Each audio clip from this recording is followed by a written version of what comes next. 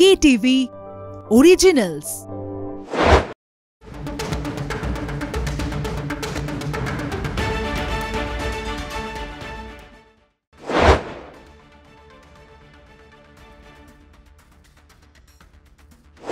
দেখছেন কলকাতা টিভি, ভাস্বতী রয়েছি আপনাদের সঙ্গে। শুরু করছি আজকের stadium bulletin, powered by SNU, co presented by Jack olive oil. আমার সঙ্গে রয়েছেন কলকাতা টিভির ডিজিটাল হেড অর্পণ ঘোষ। অর্পণদা, স্বাগত জানাবো তোমাকে স্টেডিয়াম বুলেটিনে। গতকাল আমরা ম্যাচ দেখলাম এবং যে ম্যাচ ভারত ইংল্যান্ডের টেস্ট সিরিজ এবং ওভাল টেস্টে মধ্যে দিয়ে পরিসমাপ্তি হলো এই সিরিজের। তবে দুর্দান্ত কালকে একটা আমরা ম্যাচ উপভোগ করলাম। আমরা যারা ক্রিকেট প্রেমীরা, এই ম্যাচটা যেন একদম থ্রিলার ছিল ওভালের মাটিতে। গতকালের যে ম্যাচ, ওভালের যে ম্যাচ, সেই ম্যাচটা বলাই যেতে পারে রূপকথার মতো এবং অবিশ্বাস্য জয় ভারতের। শেষটা এতটা সুন্দর হবে, এরকমভাবে জয়টা আসবে তা কিন্তু প্রত্যাশা ছিল না। কিভাবে গতকালের ম্যাচকে ব্যাখ্যা করবে অর্পণদা?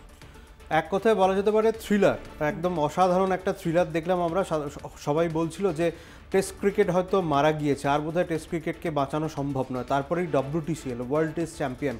লাস্ট 4 বছরে টেস্ট ক্রিকেটের সংজ্ঞাটা একটু রকম পাল্টেছে। তবে এই যে ওভালে বা পুরো ইংল্যান্ড সিরিজ যদি দেখা যায়, 5টা ম্যাচ, সেখানে যেভাবে ইংল্যান্ড এবং ভারতের মধ্যে লড়াই হয়েছে, সেটা এক কথায় অভাবনীয়। এবং ওভাল টেস্টে যে লাস্ট দিনে থ্রিলারটা ছিল বলা যেতে পারে, সেটা কিন্তু যে কোনো ক্রিকেট প্রেমীর কাছে যে কোনো ক্রিকেটকে হার মানাবে।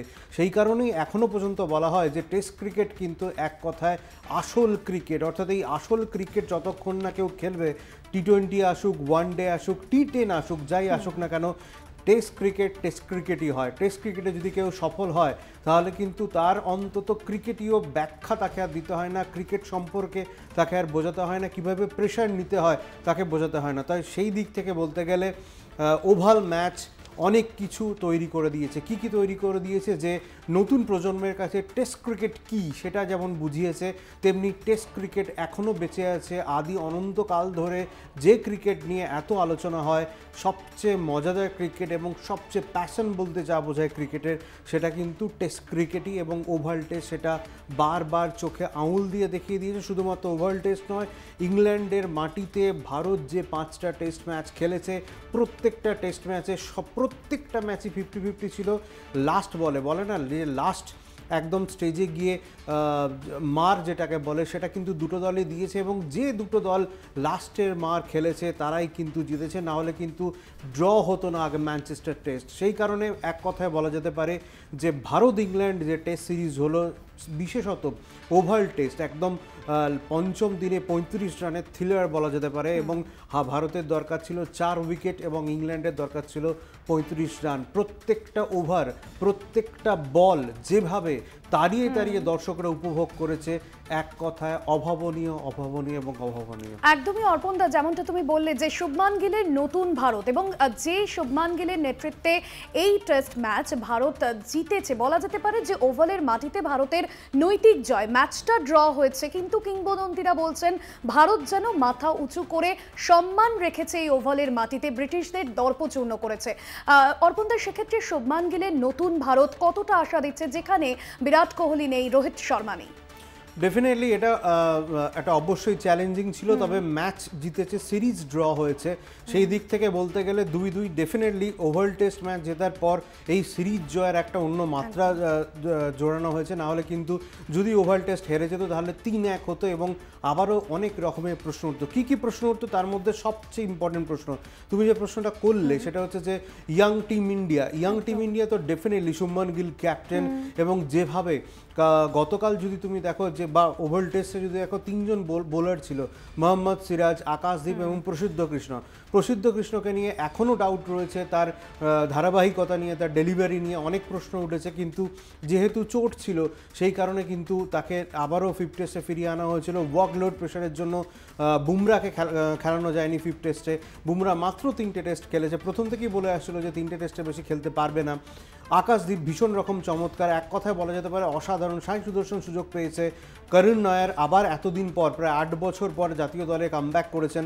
এবং তার চেয়েও আর একটা প্রশ্ন ভীষণ রকমভাবে উঠছে, সেটা হচ্ছে অভিমন্যু ঈশ্বরন কিন্তু এখনও পর্যন্ত সুযোগ পেল না। অভিমন্যু ঈশ্বরন জবে থেকে টিম ইন্ডিয়ার সঙ্গে সফর করছে তারপর কিন্তু 15 জনের ডেবিউ হয়েছে, কিন্তু অভিমন্যু ঈশ্বরনের শিখে ছিল না বলা যেতে পারে। কেন ছিল না সেই নিয়ে চুলচেরা বিশ্লেষণ তো অবশ্যই হবে। তবে গৌতম গম্ভীরের গৌতম গম্ভীরের কোচিং নিয়ে কিন্তু অবশ্যই প্রশ্ন উঠতে শুরু করেছিল, কারণ ঘরের মাটিতে 0-3-তে নিউজিল্যান্ডের বিরুদ্ধে হার, অস্ট্রেলিয়ার মাটিতে 1-3, এবং এটাও যদি অন্তত 3-1 সিরিজ আসতো তাহলে কিন্তু প্রচুর প্রশ্ন উঠতো। গম্ভীরের টেস্ট কোচিং নিয়ে কিন্তু প্রশ্ন উঠে যেত। এই 2-2 যে সিরিজটা হলো, এটা কিন্তু গম্ভীরের কোচিং ক্যারিয়ারের জন্য অবশ্যই বড় একটা চিহ্ন। এবং গম্ভীর যেভাবে মর্কেলের কোলে উঠে পড়েছিল, ভাবাই যাচ্ছিল যে কতটা প্রেশারে ছিল, এবং পুরো ম্যানেজমেন্ট যেভাবে ছিল তার চেয়েও বড় কথা নতুন টিম নিয়ে ইংল্যান্ডের মতো মাটিতে 5টা সিরিজ ধারাবাহিকভাবে খেলে যাওয়া এবং 2-2 পুরো কাঁটে কি টক্কর। এক কথায় এই ভারত, নতুন ভারত বলা যেতে পারে, রাজত্ব করবে আগামী দিনে, এটা নিঃসন্দেহ বলা যায়। একদমই। এবং গতকাল যেরকম মোহাম্মদ সিরাজের বলে গ্যাস অ্যাটকিনসনের যে স্টাম্প উড়ে গেল, এবং সেই সময় আমরা দেখেছিলাম বোলিং কোচ মর্নিং মলকের সঙ্গে যে উচ্ছ্বাসের ছবি গৌতম গম্ভীরের, এবং তিনি মাঠে নেমে সকলকে জড়িয়ে ধরলেন, এবং সেই উচ্ছ্বাস কিন্তু তার মধ্যে ধরা পড়লো। অবশ্যই এই আলোচনা তো চলছে, তবে সময় হচ্ছে একটা বিরতির। ফিরছি বিরতির পর, সঙ্গে থাকুন। ফিরে এলাম বিরতির পর। বিরতিতে যাওয়ার আগে গৌতম গম্ভীরকে নিয়ে আমাদের আলোচনা চলছিল। অর্পণদা, তুমি বলছিলে যে গৌতম গম্ভীর তাকে কিন্তু নানান সমালোচনার মুখে পড়তে হয়েছিল, কারণ এর আগে আমরা দেখেছিলাম অস্ট্রেলিয়া, নিউজিল্যান্ড, বিভিন্ন ক্ষেত্রে তার কোচিংয়ে যে ভারতের হার এবং তারপর এই জয় তাকে কিন্তু আলাদাভাবে একটা কনফিডেন্স দিচ্ছে। এবং এত যে সমালোচনা তাকে নিয়ে হচ্ছে, কোথাও গিয়ে সেই সমালোচনা থেকে কোথাও গিয়ে সে রেহাই পেল। তিনি কি বলছেন, কতটা উচ্ছ্বসিত তিনি? ডেফিনেটলি তিনি একদম সোশ্যাল মিডিয়াতে 3টি শব্দে বুঝিয়ে দিয়েছেন তিনি কতটা উচ্ছ্বসিত, এবং সবচেয়ে বড় কথা এই সিরিজ জয় ভারতের কাছে কতটা গুরুত্বপূর্ণ ছিল সেটাও ইম্পর্টেন্ট। প্রথমত হচ্ছে যে আবারও যেটা বললাম ব্রেকে যাওয়ার আগে, সেটা হচ্ছে গম্ভীরের কোচিং কেরিয়ার নিয়ে প্রশ্ন উঠতে শুরু করেছিল, টেস্ট কেরিয়ার নিয়ে বিশেষত, সেটা যেমন অবশ্যই একটা স্বস্তির জায়গা। দ্বিতীয়ত হচ্ছে শুভমান গিলকে অধিনায়ক করা, সেটা অবশ্যই একটা চ্যালেঞ্জ ছিল। সেই চ্যালেঞ্জ নিঃসন্দেহে একদম 100 পেয়ে শুভমান গিল উতরে গিয়েছেন। ভারতীয় অধিনায়ক হিসাবে সবচেয়ে বেশি রানের একটা সিরিজে, সেই রেকর্ড কিন্তু শুভমান গিলের ঝুলিতে রয়েছে।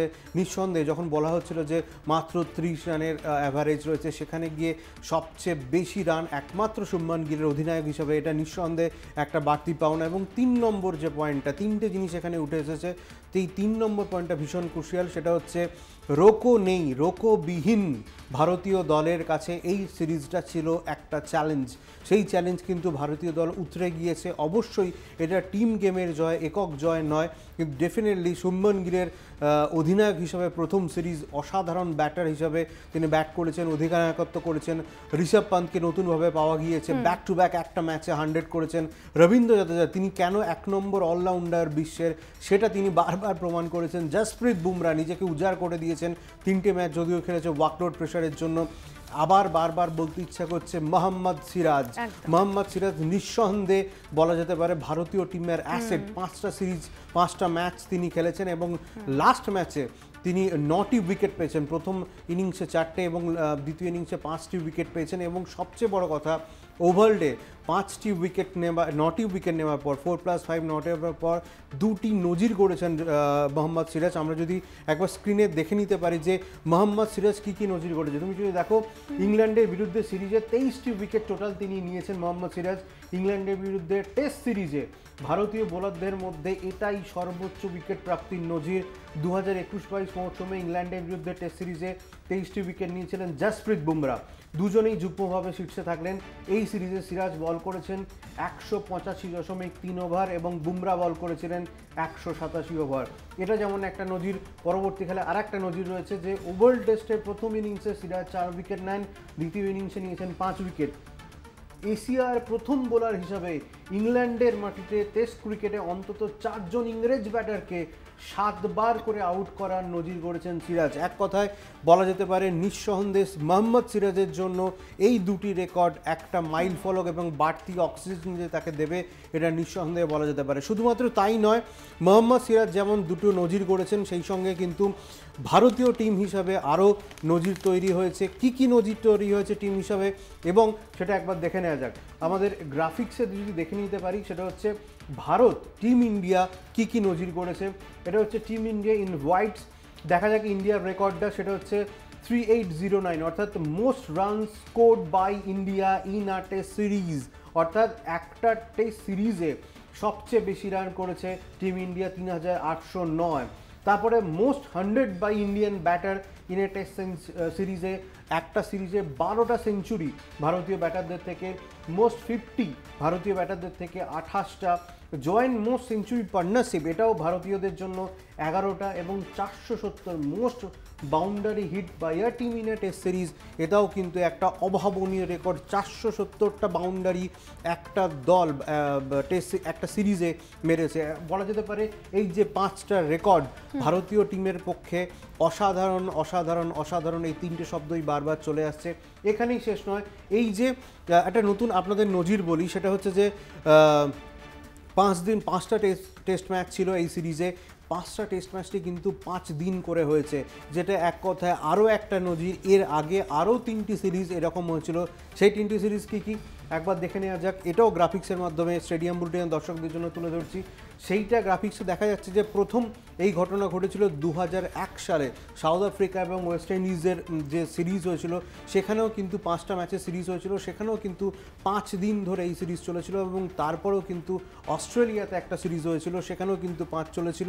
তারপর কিন্তু ভারত ইংল্যান্ড যে সিরিজ, সেটাও কিন্তু 5 দিন ধরে চললো। এটাই সবচেয়ে বড় কথা এবং এটাও একটা অনন্য নজির, কথা বলা যেতে পারে। নিঃসন্দেহে স্টেডিয়াম বুলেটিনের আজকের দর্শকদের জন্য কিন্তু এত অনেক ইনফরমেশন আপনাদের জন্য দিলাম, এবং এক কথায় বলা যেতে পারে যে ভারতীয় টিমের নতুন টিম ইন্ডিয়ার নতুন অধিনায়কত্বের এই যে নতুন সংজ্ঞা ভারতীয় টিম তুলে ধরলো, সেটা এক কথায় অসাধারণ। একদমই অর্পণদা, অবশ্যই আমরা ম্যাচ নিয়ে তো আলোচনা করছি, তবে অন্যান্য আরও আপডেট আপনাদের দেব। সময় হয়ে গিয়েছে একটা বিরতির, ফিরে আসছি বিরতির পর, সঙ্গে থাকুন। ফিরে এলাম বিরতির পর। ক্রিকেট নিয়ে তো আমরা আলোচনা করলাম, গতকালের ম্যাচ নিয়ে আলোচনা করলাম, এবার একটু ফুটবলের দিকে নজর রাখি। অর্পণদা, ডুরান্ট কাপ খুব দুর্দান্ত জয় দিয়ে শুরু করেছে ইস্ট বেঙ্গল, এবং আগামীকাল নামধারী এফসির মুখোমুখি হতে চলেছে ইস্ট বেঙ্গল। কতটা আত্মবিশ্বাসী, কি মনে করছো তুমি? ডেফিনেটলি এটা ইস্ট বেঙ্গলের কাছে 5-0-তে ম্যাচ জয়ের পর এটা 1-2-এর লড়াই বলা যেতে পারে। কালকের ম্যাচ অর্থাৎ আগামীকাল বুধবার দিন যে ম্যাচ রয়েছে, তবে আমাদের প্রতিনিধি আজকে রয়েছেন মাঠে, স্বপন পাল। স্বপনদাকে জিজ্ঞেস করবো, স্বপনদা তুমি কি আমাদের কথা শুনতে পাচ্ছ? স্বপনদা, একটা জিনিস বলবো যে 5-0 জয়, তারপরে কিন্তু আগামীকাল বুধবার দিন ইস্ট বেঙ্গল নামছে, কার্যত 1-2 লড়াই হতে চলেছে। কিভাবে দেখছো, কিভাবে প্রস্তুতি দেখছো তুমি? দেখো অর্পণ, প্রথম ম্যাচটা যদি বলো, এটা শুরু ডুরান্ড কাপে প্রথম ম্যাচ 5-0 জয়টা ছিল একটা ইস্টবেঙ্গলের কাছে একটা ওয়ার্ম আপ ম্যাচ। কারণ হচ্ছে সাউথ ইউনাইটেড এফসি টিমটা হচ্ছে ডেভেলপ টিম, সেকেন্ড ডিভিশনে খেলে। ওই ম্যাচটা ইস্টবেঙ্গলের কাছে ছিল ওয়ার্ম আপ ম্যাচ, প্রস্তুতি ম্যাচ। আসল পরীক্ষা হচ্ছে কিন্তু আগামীকাল হচ্ছে নামধারী এফসি বিরুদ্ধে নামবে, যারা এখন হচ্ছে গ্রুপের টপে আছে। সেকেন্ড টিম আছে ইস্টবেঙ্গল। সুতরাং 1-2 লড়াই। এখানে কালকে ইস্টবেঙ্গলের কাছে বিশেষ গুরুত্বপূর্ণ এই কারণে যে টুর্নামেন্টের নিয়ম অনুযায়ী যে 6টা গ্রুপ আছে, 6টা গ্রুপের টপ টিম কোয়ার্টার বা সেকেন্ড গ্রুপে যাবে, কোয়ার্টার ফাইনালে যাবে, এবং সেকেন্ড টপার হচ্ছে দুটো গ্রুপ থেকে সেকেন্ড টপার যাবে। 6 আর 2 8, এই 8টা টিম নিয়ে কোয়ার্টার ফাইনাল হবে। সেক্ষেত্রে কালকে কিন্তু গ্রুপ টপারে থাকতে হলে কিন্তু ইস্টবেঙ্গলকে জিততে হবে, এবং জিততে হবে বলে তো আর জেতা যায় না। কারণ নামধারী এফসি আর সাউথ ইউনাইটেড দুটো টিম কিন্তু অনেক পার্থক্য, দলগত অনেক পার্থক্য। নামধারী এফসি আই লিগ খেলে, এবং নামধারী এফসি অনেক পুরনো ক্লাব, অনেক শক্তিশালী টিম। সেক্ষেত্রে সেই কারণে ইস্টবেঙ্গল কিন্তু কালকে কিন্তু ম্যাচের প্রস্তুতি কিন্তু 2 দিন ধরে কিন্তু অন্যরকম নিয়েছে। কারণ অস্কার ব্রুজে জানে, কারণ গত মরশুমে অস্কার ব্রুজে যখন মরশুমের দায়িত্ব নিয়েছিল তখন কিন্তু আইএসএল চলছিল, এবং আইএসএলে ইস্টবেঙ্গলের দায়িত্ব নেওয়ার পরে অনেকটাই রিকভারি করেছিল। লাস্টে হয়তো সুপার 6-এ হয়নি, আর একটু হলে হয়তো হয়ে যেত।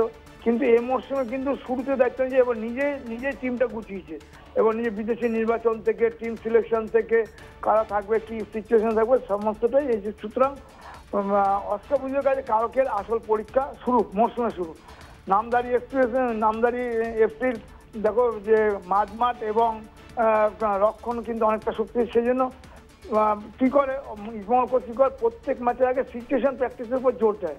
একদম সম্বন্ধে এই জায়গাটা আরেকটা প্রশ্ন তোমায় জানতে চাইবো, যেহেতু মাঝমাঠ ওদের ভীষণ স্ট্রং নামধারী এফসির, সেখানে ইস্ট বেঙ্গলের ছক কিরকম হতে চলেছে কোনো কি খবর পেয়েছো তুমি? দেখো নামদারি স্ট্রং বলেই কিন্তু ওনার প্র্যাকটিসের কিন্তু ধরনটাই কিন্তু পাল্টে দিয়েছেন। সেখানে ফরওয়ার্ড আর এসে রক্ষণে ধরে কিন্তু যে আলাদা আলাদা সিচুয়েশন প্র্যাকটিস করিয়েছেন, সেখানে আশা করা যায় যে ইস্টবেঙ্গল যেভাবে প্রস্তুতি নিচ্ছে সেকেন্ড ম্যাচটা চেষ্টা করবে বড় ব্যবধানে জেতা, তাহলে একটা সুবিধা হবে। লাস্ট ম্যাচটা হচ্ছে ইন্ডিয়ান এয়ারফোর্সের বিরুদ্ধে। এই ইন্ডিয়ান এয়ারফোর্স সহজ থাকলেও কিন্তু সেটার জন্য অপেক্ষা করতে চাইছে না। কালকে কিন্তু জিতে গ্রুপ সি থাকতে এবং সহজে যাতে পরের রাউন্ডে যায় সেটাও ব্যবস্থা করে রাখতে চাইছে। একদমই স্বপনদা, তুমি একদম নজর রাখো ওদিকে কিরম ভাবে প্র্যাকটিস চলছে। আশা করি কালকে একটা দুর্দান্ত ম্যাচ আমরা চলেছি। ধন্যবাদ স্বপনদা তোমাকে। স্বপন পাল আমাদের সঙ্গে ছিলেন। তবে অবশ্যই ফরমেশন কি হচ্ছে সেদিকটা নজর থাকবে। নামদারি এফসি কিন্তু এক কথায় বলা যেতে পারে ভীষণ স্ট্রং টিম, এবং সেই দিক থেকে কালকে যে লড়াই হতে চলেছে ইস্ট বেঙ্গলের সেটা কিন্তু হাড্ডাহাড্ডি কাঁটে কি টক্কর হবে, এটা নিয়ে কোনো ডাউটই নেই। তবে নিঃসন্দেহে কালকে ডুরান্ড কাপে একটা দুর্দান্ত ম্যাচ আমরা দেখতে চলেছি, এটা নিয়েও কোনো সন্দেহ থাকছে না। একদমই অর্পণদা, এবং ইস্টবেঙ্গল প্রথম ম্যাচ যেখানে জয় দিয়ে শুরু করেছে, অবশ্যই ইস্টবেঙ্গল আগামীকাল কনফিডেন্ট থাকবে এমনটাই আমরা আশা করছি, এবং আগামীকালের ম্যাচে কি হয় সেদিকে তো নজর থাকবে। অনেক ধন্যবাদ জানাবো অর্পণদা আজকের আলোচনায় থাকার জন্য। আর স্টেডিয়াম বুলেটিন আজকে এখানেই শেষ করতে হচ্ছে। অন্যান্য আরও খবরের জন্য দেখতে থাকুন কলকাতা টিভি রাত দিন 7 দিন।